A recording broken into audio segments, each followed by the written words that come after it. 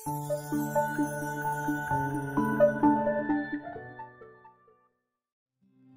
tidak sama nih untuk beton untuk rumah dengan beton untuk kolam, tentunya itu beda. Karena memang untuk kolam ini sendiri, karena tonase airnya juga cukup berat, jadi nggak bisa disamain dengan rumah ataupun bangunan lainnya. Jadi batunya tuh batu kecil-kecil teman-teman, bukan batu yang besar. Kalau batu besar, orang sumur bornya bilang mudah untuk tembusin batu yang besar, karena dia batunya posisinya diem. Nah, batu kecil-kecil itu sendiri yang bikin mata bornya itu macet. Selama 1 minggu pertama itu udah menghabiskan 8 mata bor yang patah. pH-nya sendiri rendah, itu saya hanya dapat 5,8 sampai 6,2 paling tinggi. Dan satu lagi, airnya pun nggak bening. Airnya itu warnanya putih susu atau butek lah airnya. Sebelum pakai filter RFP, kita coba nih masukin akuarium airnya dari sumur. Itu begitu dimasukkan ikan itu kolaps teman-teman. Bener-bener nggak berenang, bukan hanya kekurangan oksigen, tapi kayak ya menolak lah untuk air tersebut, dia nggak bisa hidup di air itu. Jadi ikan masuk akuarium tuh langsung ya ngambang aja gitu. Nah, begitu dimasukkan ke air yang memang bagus, ikan itu alhamdulillah berenang lagi dengan bagus.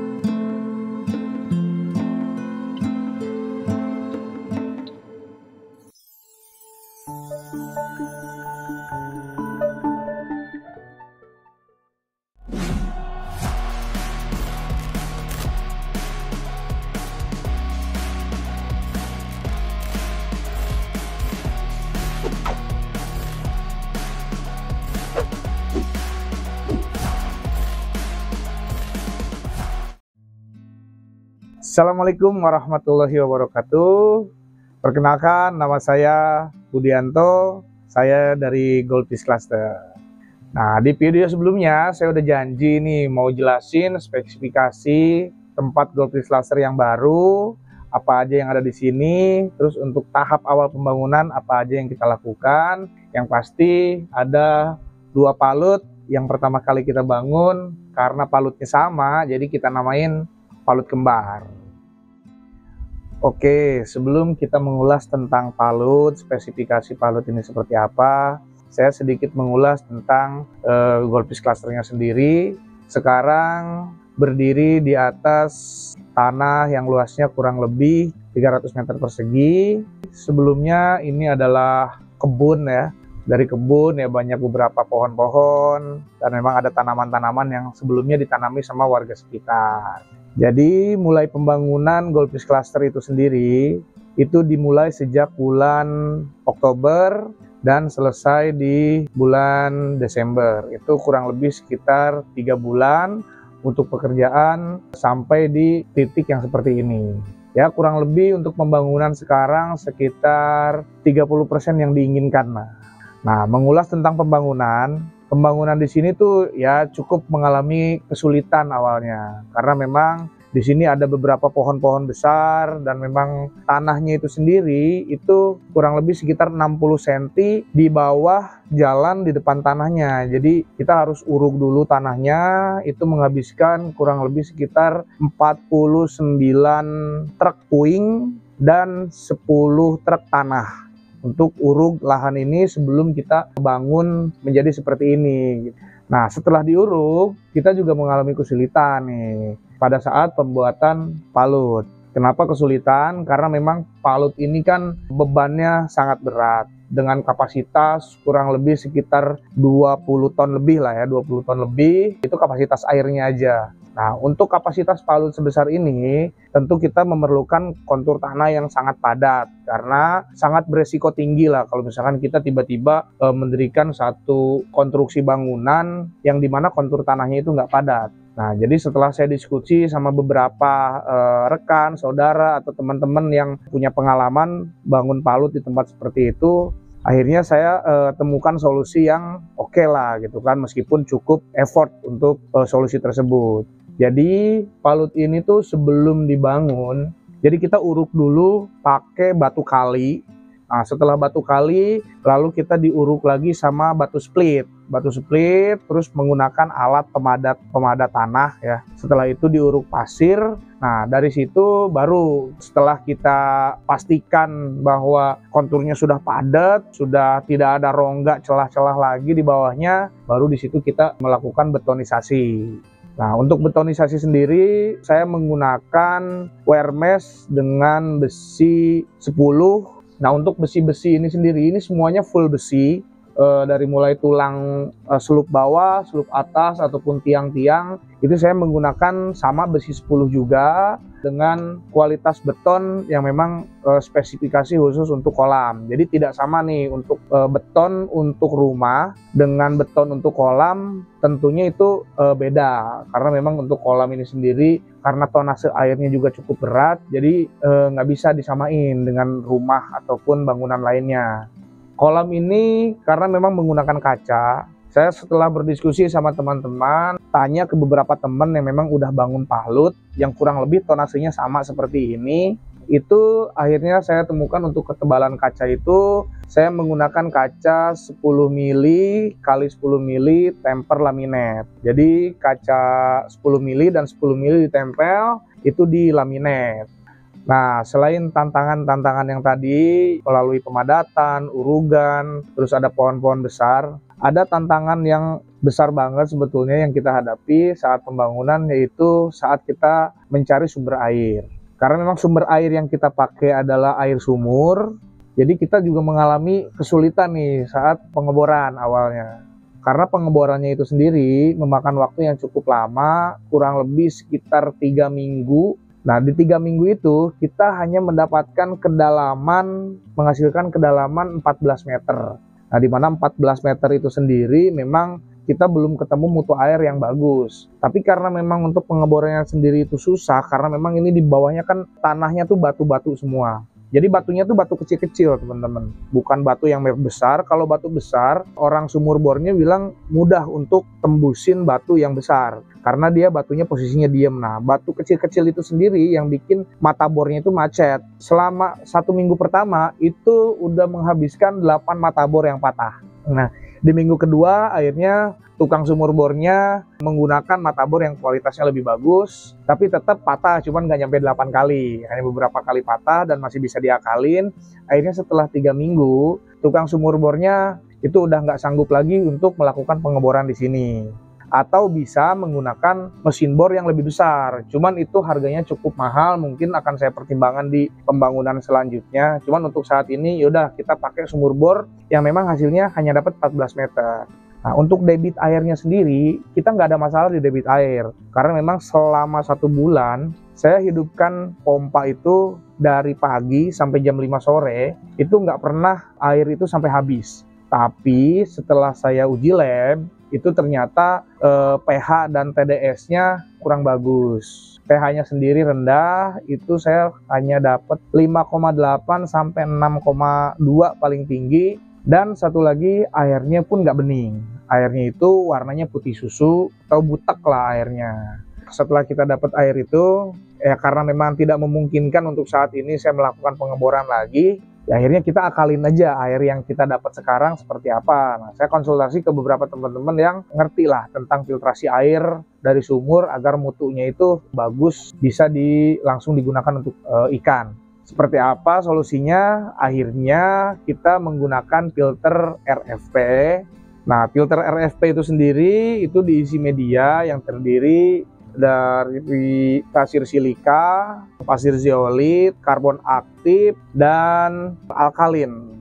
Nah, dari filter RFP itu kita akan tampung di satu wadah atau tandon berukuran kurang lebih 5 ton. Tapi untuk sekarang belum aktifkan dulu tandonnya. Jadi dari filter RFP itu kita sekarang langsung masuk ke kolam. Setelah kita cek pH-nya, cek TDS-nya, nah, alhamdulillah dengan menggunakan filter RFP tersebut, mutu airnya sudah layak untuk ikan. Nah, sebelum pakai filter RFP, kita coba nih masukin akuarium airnya dari sumur. Itu begitu dimasukkan ikan itu kolaps teman-teman. Bener-bener nggak berenang, bukan hanya kekurangan oksigen, tapi kayak ya menolak lah untuk air tersebut, dia nggak bisa hidup di air itu. Jadi ikan masuk akuarium itu langsung ya ngambang aja gitu. Nah, begitu dimasukkan ke air yang memang bagus, ikan itu alhamdulillah berenang lagi dengan bagus. Itu tantangan di sumur dan air.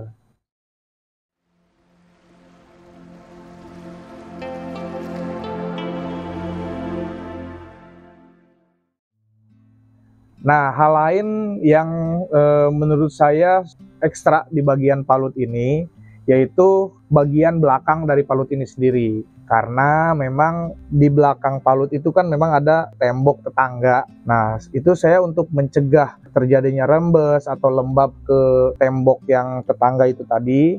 Jadi saya gunakan ada 3 layer nih teman-teman. 3 layer itu 3 layer ini ya, 3 layer waterproofing. Nah, sebelum masuk ke waterproofing, cara betonisasinya juga saya renggangkan gitu kan. Jadi saya buat celah sekitar 17 cm karena memang agak mengerucut dari sana 17 cm sampai ke ujung palut itu 13 cm. Itu celah tersebut, depannya itu pakai batu bata. Nah, di antara celah-celahnya itu saya cor tuh. Tapi sebelum dicor, itu belakangnya kita pakai plastik cor dulu. Jadi digelar plastik cor dulu untuk dinding ke belakang, baru kita masukkan beton. Itu setelah berdiri bata merah ya teman-teman ya. Nah, setelah dicor, karena saya memang belum cukup pede, masih ada punya ketakutan takutnya rembes ke belakang atau ke tempat orang. Akhirnya itu yang 3 layer waterproofing itu saya pakai. Yang pertama adalah Damdex cair.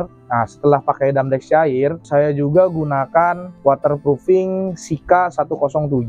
Ya, beberapa teman-teman sangat recommended lah dengan waterproofing yang itu. Nah, satu lagi setelah Sika 107 itu kan ada proses pengacian segala macam gitu ya. Nah, setelah itu ada juga Damdex waterproofing yang color. Saya menggunakan yang warna hitam karena memang dianggap ya warna hitam itu sendiri lebih oke lah, lebih enak juga, dan daya rekatnya juga lebih bagus dibanding warna yang lain. Setelah memang 3 layer itu saya ngerasa cukup pede, ya saya ngerasa nggak mungkin deh rembes tembok ke belakang gitu kan. Akhirnya ya udah, betonisasi saya selesaikan, palu saya selesaikan semuanya. Saya uji tes air itu kurang lebih sekitar 3 minggu tanpa ada isi ikan. Dan ya tentunya saya ngobrol juga sama tetangga saya di belakang, gimana Pak setelah saya bangun ada lembab atau bocor-bocor atau rembes. Tapi alhamdulillah sampai sekarang alhamdulillah nggak ada dan aman deh. Nah, tentunya itu yang harus diperhatikan, beberapa hal-hal yang tadi yang harus diperhatikan sama teman-teman, dari mulai pemadatan tanah. Jadi sebelum bikin palut tuh pastikan yang pertama kontur tanahnya padat, karena memang tonase yang dibutuhkan untuk palut ini sendiri sangat berat. Nah, yang nggak kalah penting, bahkan sangat penting, yaitu tadi kualitas air. Kualitas airnya itu dipastikan bagus dulu. Kalau misalkan memang belum bagus, solusi-solusi apa yang harus ditemukan, ya kalian bisa diskusi lah sama teman-teman yang lain, sama memang yang ahlinya di bidang itu. Apa sih yang harus saya gunakan, filter apa yang harus saya gunakan agar mutu air yang saya pakai itu standar untuk ikan atau bagus bahkan untuk ikan mas koki dalam hal ini ya. Nah, terus yang ketiga tadi buat teman-teman yang memang kondisinya kurang lebih sama seperti saya nih, bikin palut nempel dengan tembok tetangga atau bahkan tembok rumah kalian sendiri ya. Itu hal yang harus diperhatikan kurang lebih yang tadi, mutu beton, terus menggunakan plastik cor, terus menggunakan beberapa layer waterproofing. 3 layer waterproofing itu sendiri ya terserah teman-teman ya mau menggunakan apa. Cuman saya sih karena memang ada rekomendasi dari teman-teman yang lain, 3 waterproofing itu yang tadi saya sebutkan itu yang memang bagus, akhirnya ya saya putuskan untuk gunakan yang itu.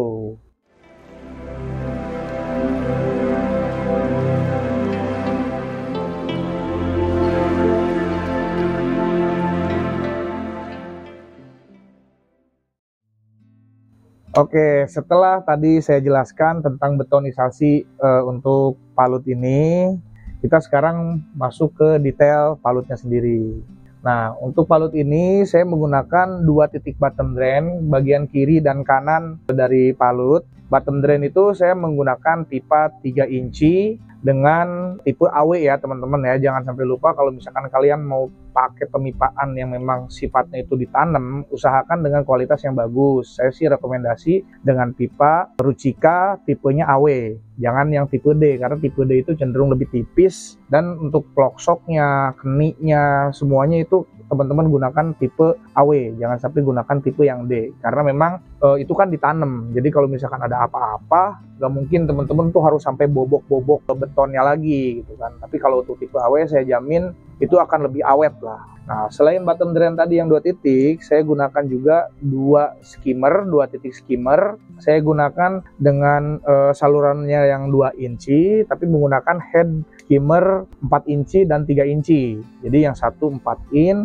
yang satunya lagi 3 inci. Nah, itu semuanya menuju ke chamber 1 untuk chamber mekanis. Nah, terus untuk chamber, saya menggunakan 6 chamber. Di masing-masing 6 chamber itu sendiri, itu tentunya ada pemipaan juga. Pipaannya apa? Yaitu pipa backwash. Nah, backwash itu berfungsi untuk memudahkan kita pada saat maintenance chamber. Karena tanpa kita mengangkat media, kita udah bisa maintenance chamber dengan kita siram dari atas, buka backwashnya. Nah, itu saya gunakan pipa berukuran 1,5 inci di masing-masing chamber. Berarti kurang lebih ada 6 pipa backwash di 6 chamber tersebut. Nah, setelah pemipaan bottom drain dan skimmer lalu ke backwash, nah di masing-masing chamber, dari chamber 1 ke chamber 2, chamber 2 ke chamber 3 dan seterusnya, saya menggunakan pipa 3 inci sebanyak 3 di masing-masing chamber. Nah, untuk pipa dari sumber air, saya gunakan pipa berurutan 1 inci, itu di masing-masing kolam saya gunakan 1 inci. Nah, itu berfungsi untuk ya pada saat kita water change, ganti air lah, pada saat ganti air. Dan karena memang saya menggunakan sistem dripping, jadi ya drippingnya pun dari pipa tersebut yang untuk ngisi pada saat water change itu gitu. Nah, mungkin itu aja kalau misalkan untuk pemipaan. Selebihnya mungkin lebih ke apa isi chambernya sih sebenarnya. Nah, untuk di Palut ini sendiri kita menggunakan 6 chamber dengan kapasitas 40% dari main tank. Nah, 6 chamber itu sendiri terdiri dari chamber 1 saya menggunakan mekanis, dan chamber 2 juga sama mekanis. Chamber 3, 4, dan 5 saya gunakan media biologis. Nah, untuk chamber ke-6 itu tempat untuk lampu UV, sterilisasi lampu UV, dan pompa. Nah, dari pompa itu saya menggunakan pipa 2,5 inci untuk masuk ke instalasi mushroom, head mushroom. Nah, untuk head mushroomnya sendiri saya gunakan dari 2,5 naik ke pipa 3 inci, dari 3 inci ke 4 in, dari 4 ke 6, dari 6 ke 8. Nah, jadi head mushroom yang saya gunakan itu 8 inci. Nah, untuk detail dari apa aja isi chamber yang dari chamber 1 sampai chamber 6, nah kita akan mengulas nih masing-masing satu persatu apa isi chambernya tersebut.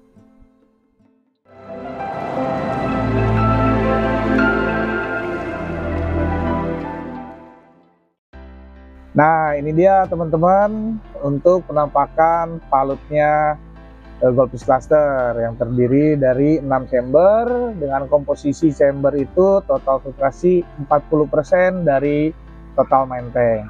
Dan di sini juga ada 2 palut, yaitu palut yang di belakang itu dan palut yang ini. Ukurannya, sistemnya semuanya sama persis, tidak ada pembeda.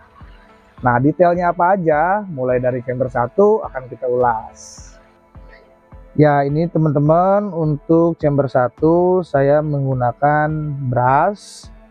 Ya, total brush yang saya gunakan di chamber 1 itu ada 58 piece dengan ukuran 80 cm. Untuk chamber 2 itu masih chamber mekanis. Nah, ini saya gunakan produknya Curiamet dari produknya Java. Saya menggunakan kurang lebih sekitar 10 lembar untuk di chamber 2. Nah, untuk pemasangannya sendiri teman-teman bebas ya, mau berdiri atau ditidurin kayak begini. Kalau saya sih lebih enak ditidurin kayak begini teman-teman. Nah, ini karena lebih rapat dan tidak ada kebocoran. Jadi dari chamber 1, kotoran-kotoran yang besarnya sudah tersaring oleh brush. Nah, ini untuk kotoran yang halusnya akan disaring lagi sama chamber 2. Yang saya gunakan Curiamed yang lagi ngetren nih, teroren-oren dari Java.